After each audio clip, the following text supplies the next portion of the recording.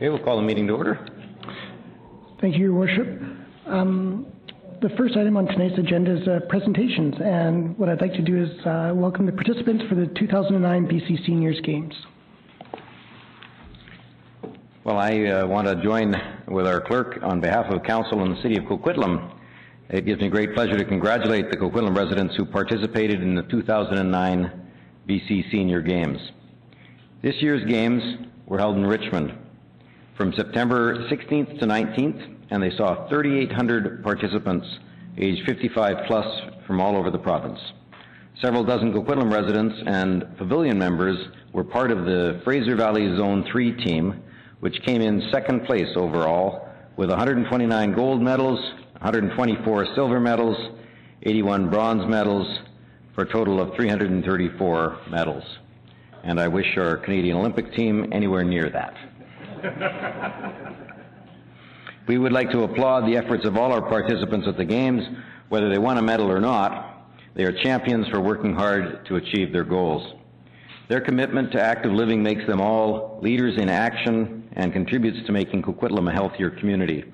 We encourage them all to continue moving toward their goal of self-improvement and personal wellness.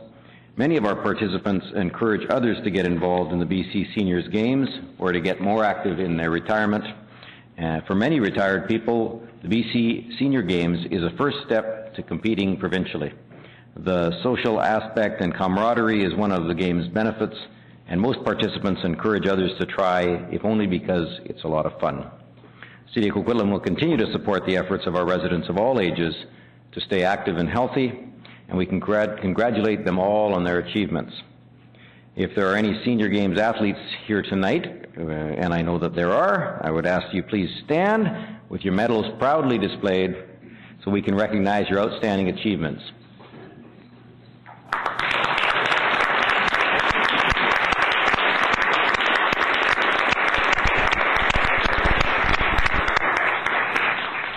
We certainly look forward to seeing you all participate at next year's Games to be hosted in Comox Valley, Campbell River in September 2010, but before that, of course, some of you are going to be in the Olympic Games, and we wish you well in those as well. Thank you all. It's absolutely great to have you out here tonight. Thank you.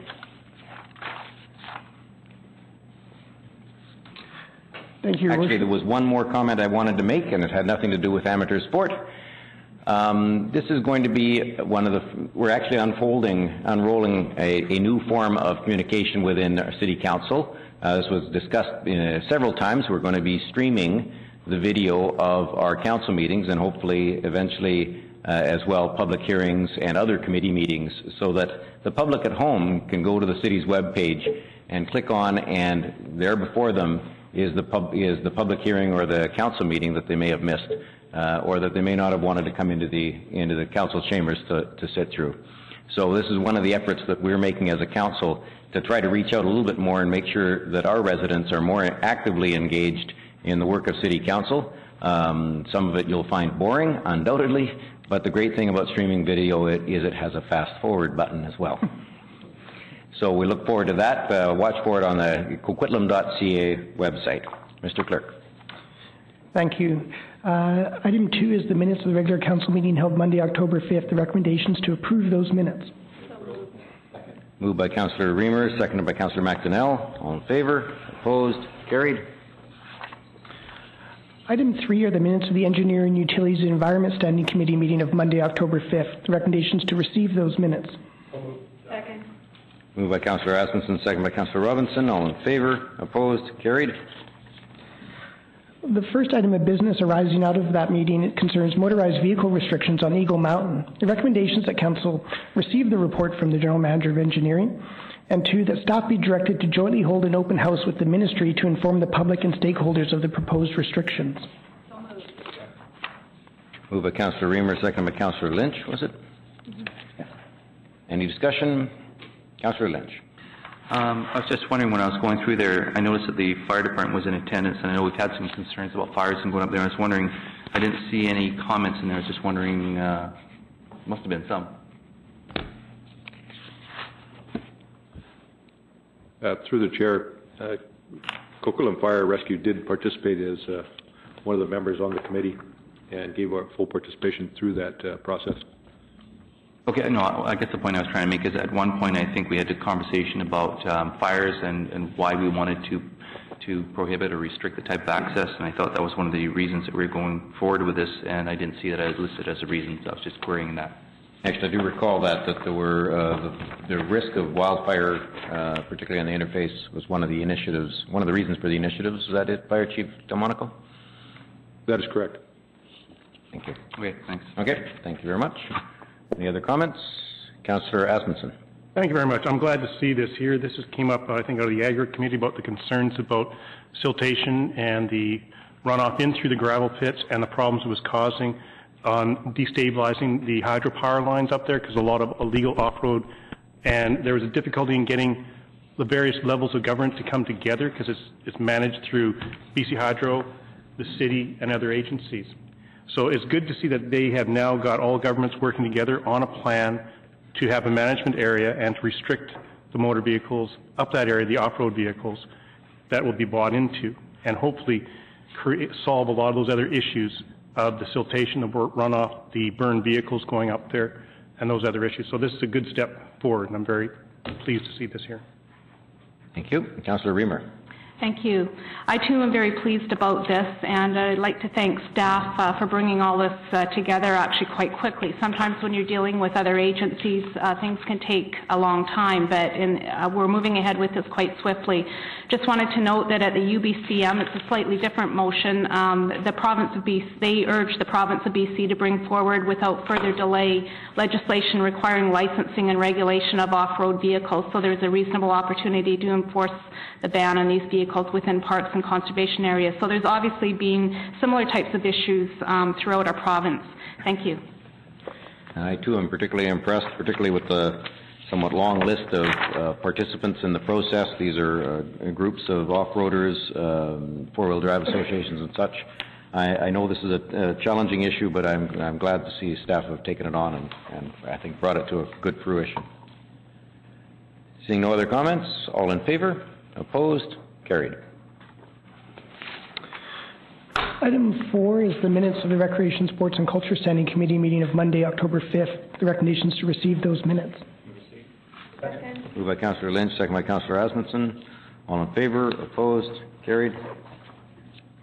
First item of business arising out of those minutes concerns the community tree planting initiatives. The recommendations that Council receive for information this report and endorse the 2010 community tree planting initiative as described in the staff report. Moved by Councillor Reid, second by Councillor Reamer. Councillor McDonnell, rather. Thank you. Looking through the report here, I see what it's going to cost initially for the planting, but what I don't see in here is what the yearly maintenance fee is going to be. Do we have those figures? No, we have planting. You got an email. Okay. Oh, so I got an email, so I didn't get it in my package here. It's somewhere in my email. Is this what we're saying? Okay, why don't we do this? Ms. McKay.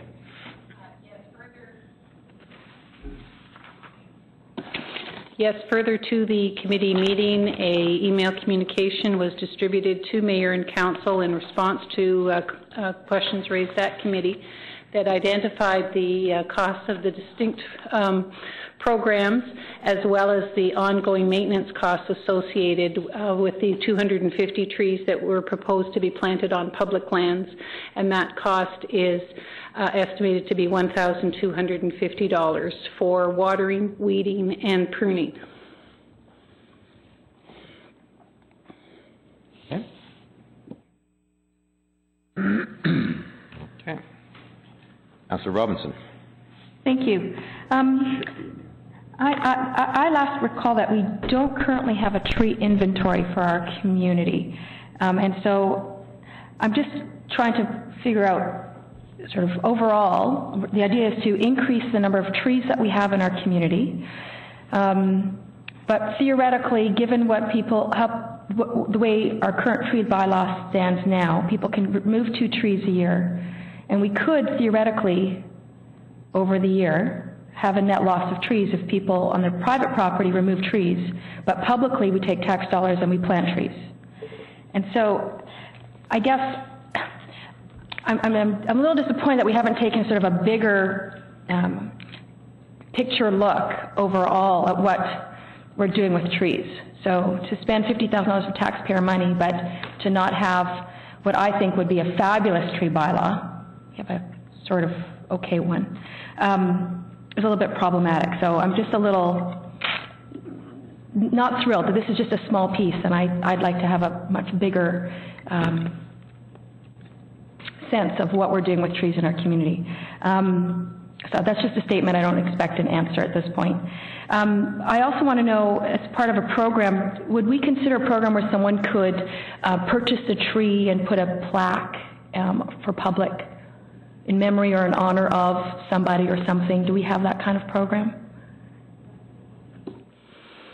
Through the chair, yes, we do have a memorial program that can include memorial dedications for new tree plantings, as well as for bench donations or other park amenities.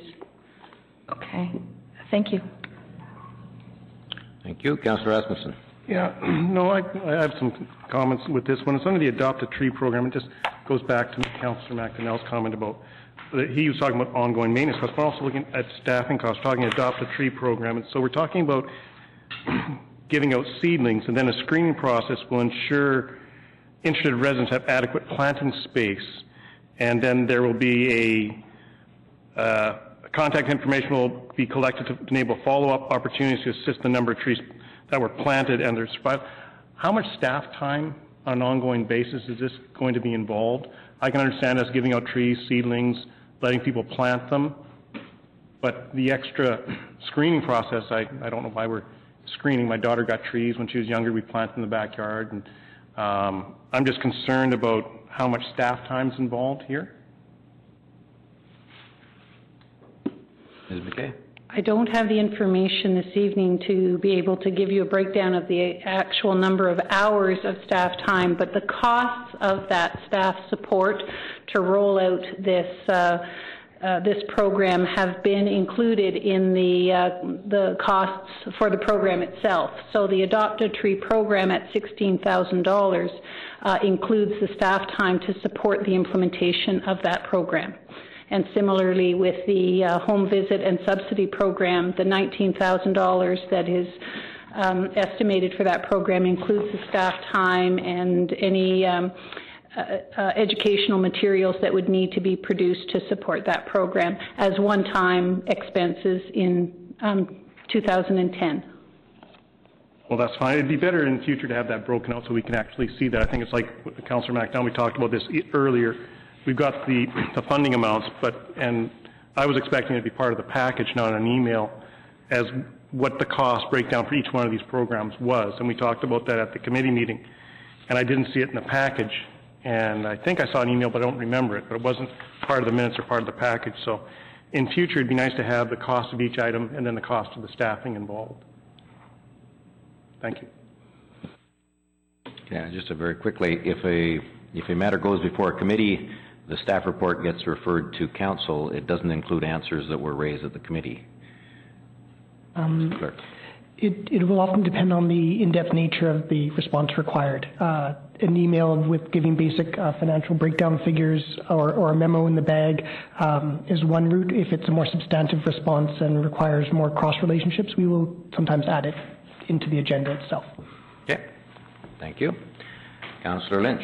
Now, there was a reference to the inventory of trees in the city, and I'm not sure how many years old it would be, but there was an inventory that was done that showed how many of the trees were on public lands and how many were on private lands, and I recall that there was a significant amount that were on private lands, and I was wondering perhaps if we should have that report recirculated, at least the totals, for the benefit of other councillors.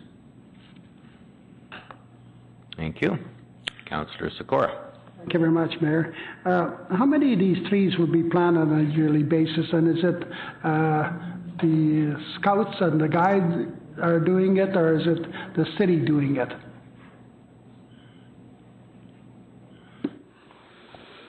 Yes, Mr. Chair. This is a new initiative towards the goal of trying to increase the number of trees that are planted in the city of Coquitlam.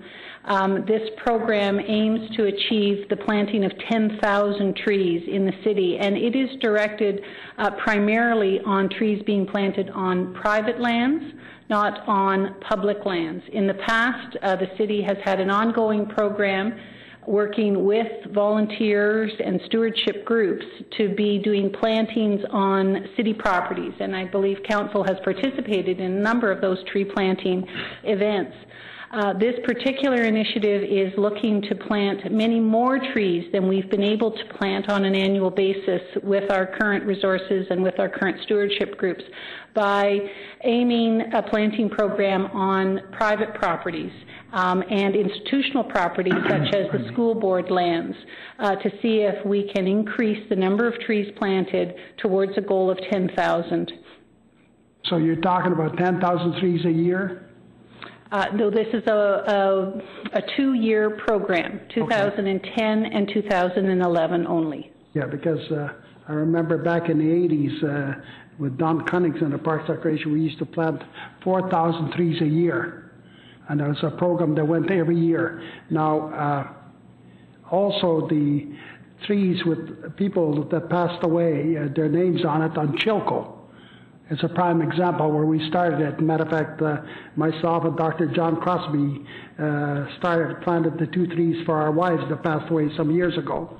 And it's been very, very, very successful, and those trees look beautiful. At the discretion of the chair, if I could add supplementary information. Go right ahead, please. The success of the ongoing tree planting program on parks and public lands has been very successful over many, many years to the point that we're running out of locations where we can be planting a lot more trees in the future. And this is one of the motivations why we're looking to influence tree planting activities on other properties. Yeah, there doesn't seem to be too many spaces left on Chilco. I know probably 20 or 30, and that's about it. Thank you very much. Thank you. Councillor Reid.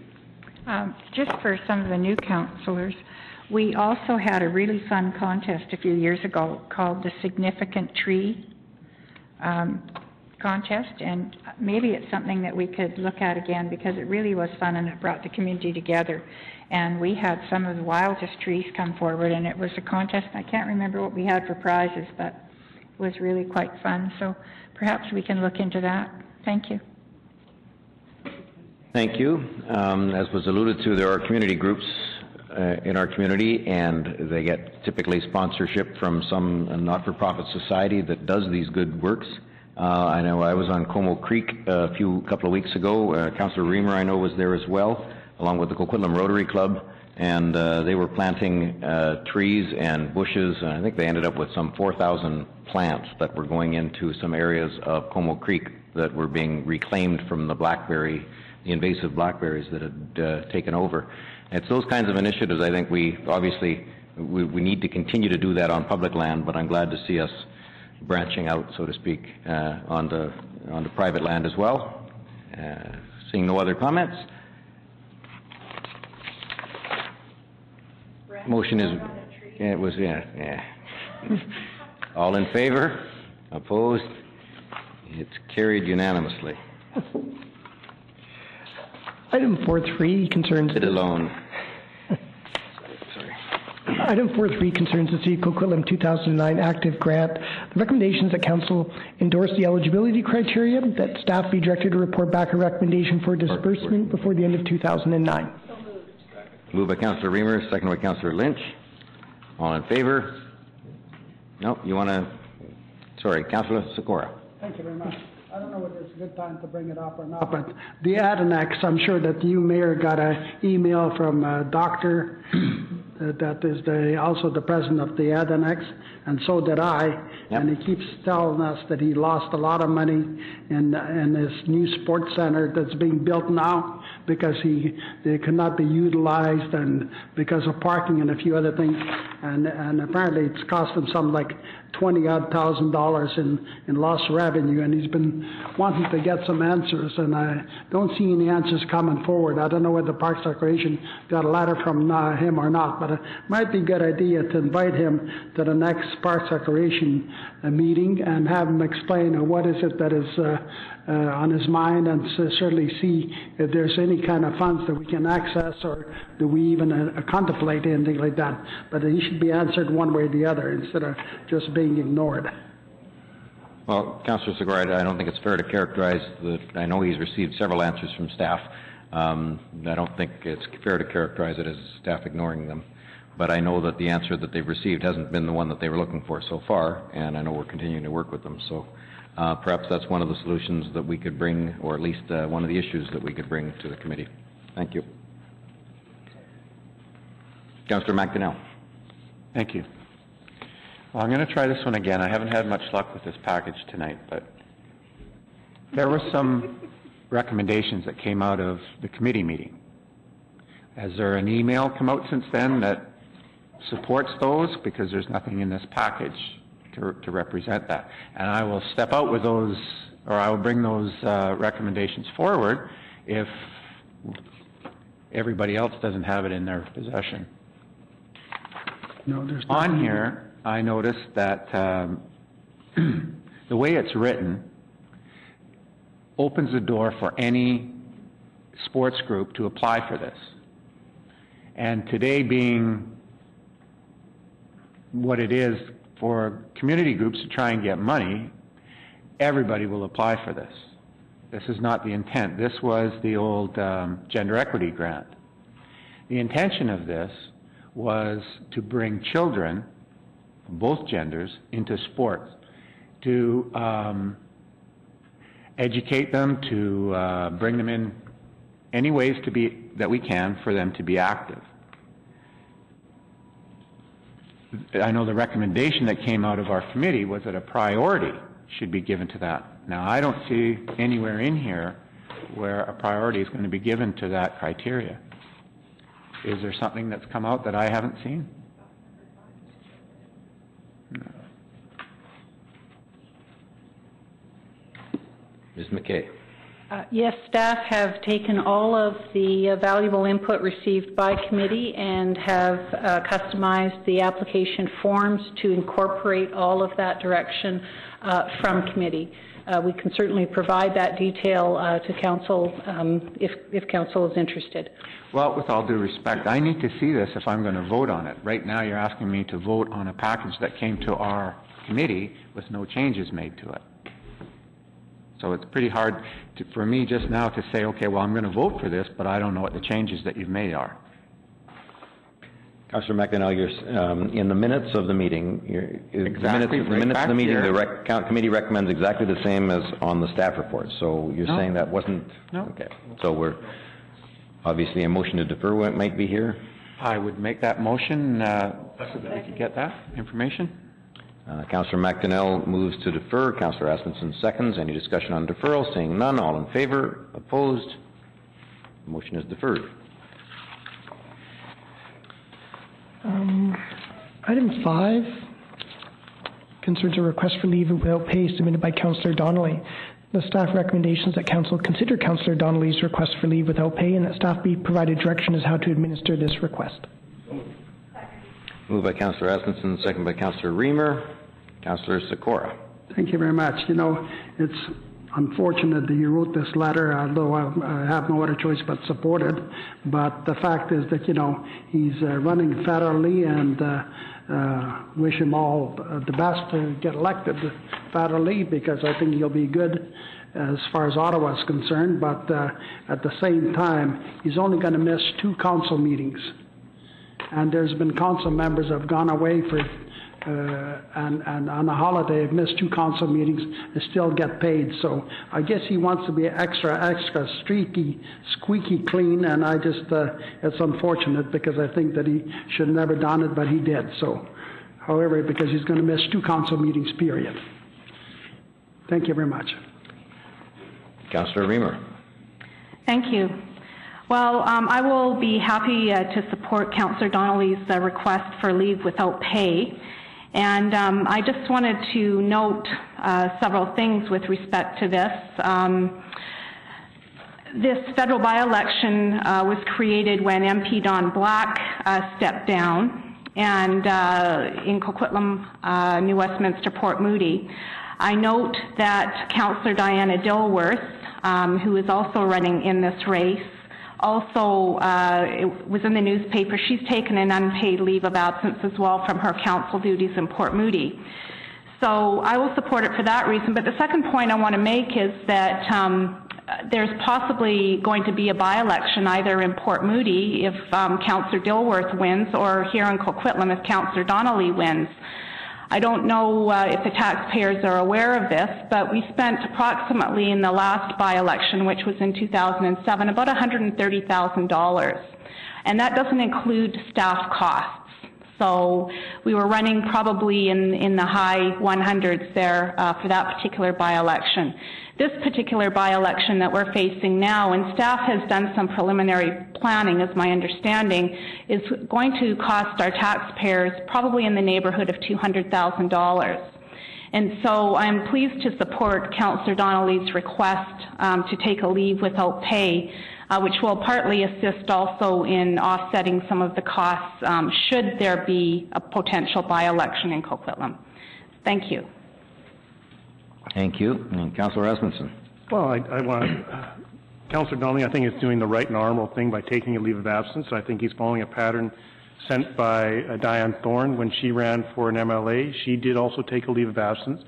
So I'm going to support this. I think it's the right thing for Councillor Donnelly to do, and I wish him all the best of luck in his election to the federal parliament.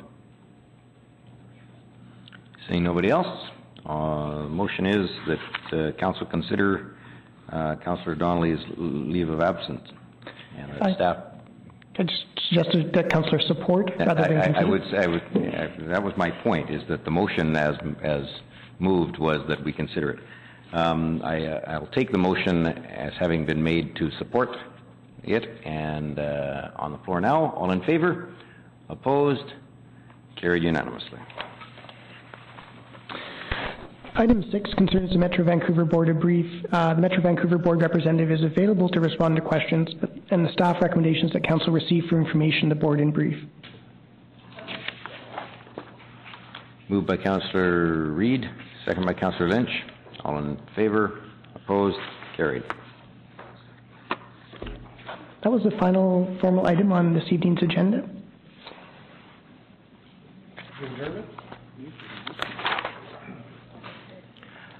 Motion by Councillor Asmunsen, but no one else wants to adjourn. Seconded by Councillor Lynch. I'd wish everybody in our audience happy Diwali, which was on Saturday, and wish you the best of the season as we approach Halloween. Take care. We're going to have a up to 15 minutes question period from any members of the audience on tonight's agenda. Oh, Mr. Clerk. We just have a vote on adjournment. I don't have a doubt about it, but... Oh, yeah, okay. All in favor of adjourning? Opposed? It's carried unanimously. Thank you.